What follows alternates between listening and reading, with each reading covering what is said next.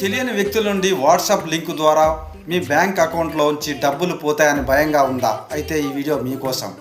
తెలియని వ్యక్తులు కొందరు వాట్సాప్ లింకు పంపించడం జరుగుతుంది. అదేవిధంగా ఫొటోస్ వీడియోస్ పంపించడం జరుగుతుంది. అది మీ ప్రమేయం లేకుండా అవి డౌన్లోడ్ అవుతాయి.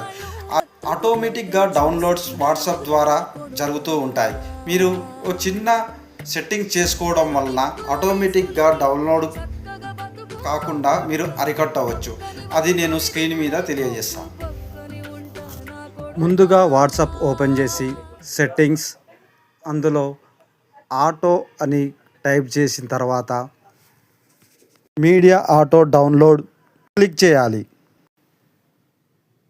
తర్వాత వెన్ యూజింగ్ మొబైల్ డేటా అన్నప్పుడు గ్రీన్ మార్క్లో ఉంటాయి, అన్టిక్ చేయాలి. అదేవిధంగా when connecting wifi and roaming untick చేయాలి.